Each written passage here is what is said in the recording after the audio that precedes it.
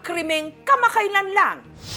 Gumulantang sa sambayanan ang pag-ambush o pananambang sa mag-asawang online seller sa Mexico, Pampanga.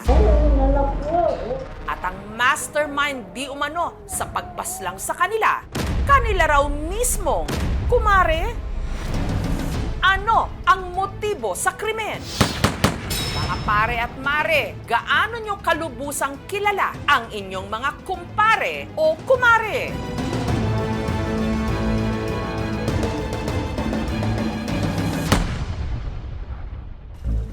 Sa mga kuha ng CCTV camera sa kalsada ng Mexico, Pampanga, nitong October 4, makikita ang isang itim na pick-up sa kanilang likuran.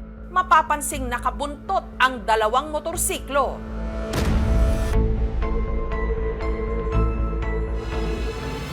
Pagdating nila sa barangay Santo Rosario, bumigat ang daloy ng traffic kaya napatigil ang pick-up sa gitna ng kalsada. Bagay na sinamantala ng mga nakamotorsiklo para isakatuparan ng kanilang maitim na balak. Ang dalawang lalaki mula sa isang motorsiklo bumaba at saka naglakad palapit sa pick-up at walang kaabog-abog.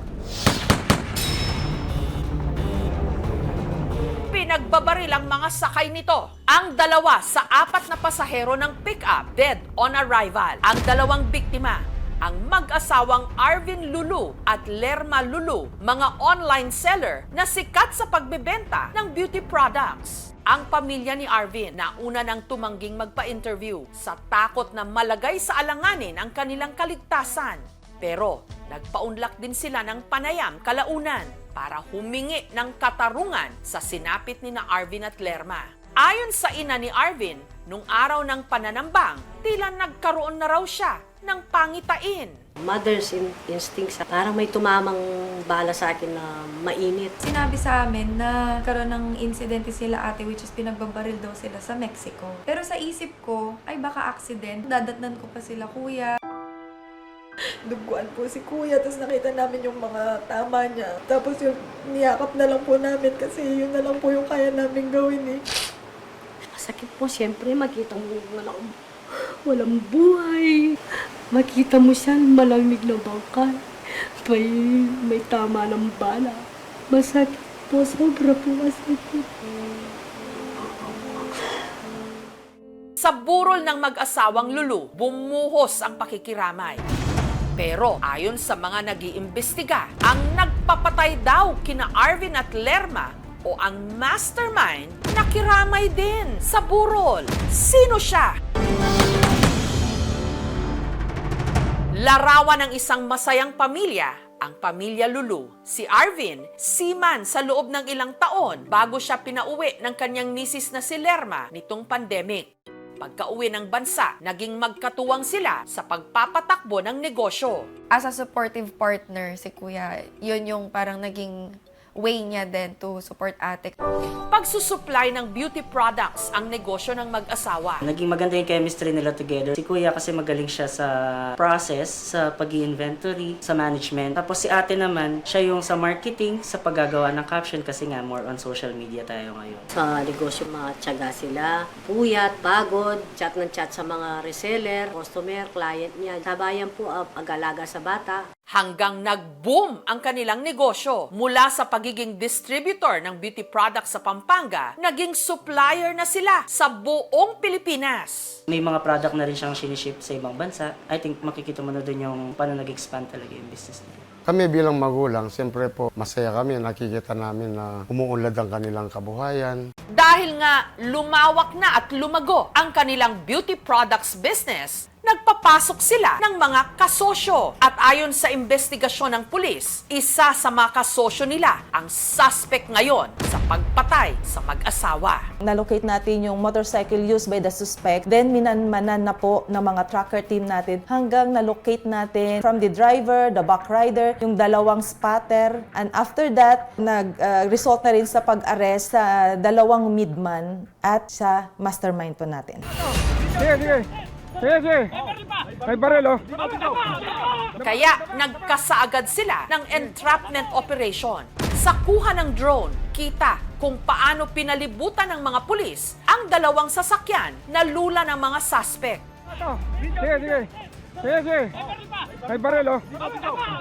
Daba. Nahuli sa operasyon ang 6 na mga lalaki. Nasabat din ang mga baril na ginamit di umano sa mismong pagpatay sa mag-asawang online sellers. Inamin ng mga arestado na napag-utusan lamang silang 6 na patayin sina Arvin at Lerma. Ang itinuro nilang mastermind, kaibigan at kasosyo ni Lerma na nakunan pa ng litratong nakiramay sa unang gabi ng lamay. Kumare na raw talaga ang turing ni Lerma sa itinuro nilang suspect. Sa katunayan, laging present sa mga business engagement ni Lerma. Madalas din daw siyang pautangin ni Lerma ng mga produktong kanyang ibibenta. Na-shock kami. Kasi hindi mo aakalain na nasa paligid mo lang yung papatay sa'yo. Isa siya sa mga tinulungan niya talagang umangat. Tapos di mo aakalain na sila din pala magiging sanhi ng pagkamatay mo. Pero ang kanilang pagkakaibigan, nagkalamat daw dahil di umano sa utang. 2 araw bago ang pananambang, nag-post pa nga sa Facebook si Lerma tungkol sa hindi pagbabayad ng utang. Marunong magbayad ng utang equals mataas ang chance maging successful. Ang kumare raw kasi ni Lerma, may utang sa kanya na umabot na ng 13 million pesos. Hanggang nangyari na nga ang malagim na pananambang. Sa confession ng ating mga suspect at sa ating midman, they already planned the killings of the spouses Lulu way back July. The original plan sa bahay supposed to be ng mga victims. Nagkataon kasi yung location ng bahay ng mag-asawa is malapit sa barangay, malapit sa police outpost. Nag-decline sila na gagawin doon. Almost 1 million yung total na naibigay doon sa ating midman at sa ating mga shooter.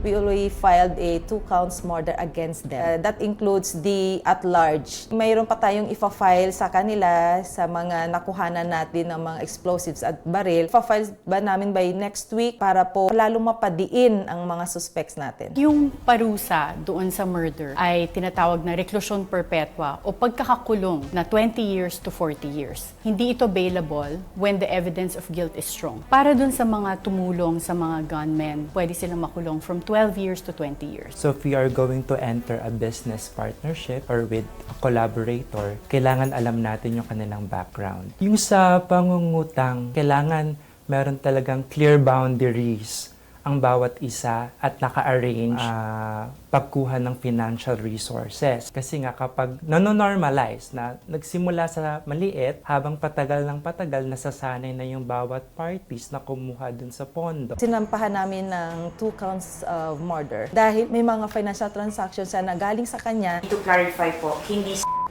yung mastermind, but the wife of the mastermind. Isa din siya sa sinampahan namin ng 2 counts of murder dahil may mga financial transactions na galing sa kanya na pinapadala doon sa shooter natin. Paano po natin na-conclude or na-confirm na si po ang at-large na sinasabi sa krimen? Yung wife po ng mastermind natin, nalaman natin yung participation niya, which involves also their communication and financial transactions. Nito lang Biyernes, kinumpirma ng PNP Region 3 na tuluyan na rin nilang kinasuhan ng double murder ang misis ng nauna ng inaresto na mastermind di umano ng krimen. Sa kasalukuyan, hinihintay na lang ang warrant of arrest upang dakpin ng mga otoridad ang suspect.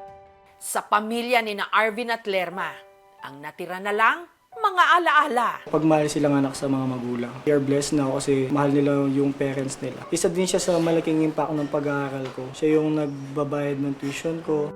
Pero ang higit na kaawa-awa, ang naulilang 6 na taong gulang na anak ni na Arvin at Lerma na nakaligtas din sa pananambang. Nananatili muna ang bata sa kustodiya ng kanyang mga tito at tita. Slowly introduce namin yung concept of that kasi it's a very sensitive topic din po, especially bata lang po siya. Ang pamilya ni Lerma tumangging magpaunlak ng interview. Sana kung nasan man kayo ngayon, sana masaya na kayo together.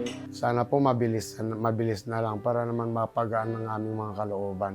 Kahit po kasi nakakulong sila, Hindi pa po ibig sabihin yan, andyan na yung justice. Pag nahatulan na po sila, yun doon pa lang namin makakamit yung justice para sa amin. Umaasa pa ako, baka kasi pinaprank lang ako ni Kuya, tatayo siya sa likod dito, bibiruin niya ako na biro lang to, prank lang to, buhay pa ako, ganun yung umaasa ako na uuwi siya. Kaso hindi talaga Mahal na mahal ko ang anak ko. So, pasensya na po na. Mahal na mahal ko yan.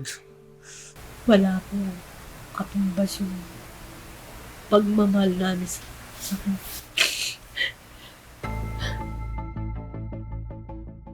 Gaano mo nga ba kakilala ang mga nakapaligid sa'yo? Totoo ba silang mga kaibigan o mga nagbabalat kayo lang? Mag-ingat sa mga nakikiramay. Kung tunay ba silang nagmamalasakit dahil baka sila pa ang magbibigay sa'yo ng hirap at pasakit. kaluguran na. Thank you for watching, mga kapuso. Kung nagustuhan niyo po ang videong ito, subscribe na sa GMA Public Affairs YouTube channel. And don't forget to hit the bell button for our latest updates.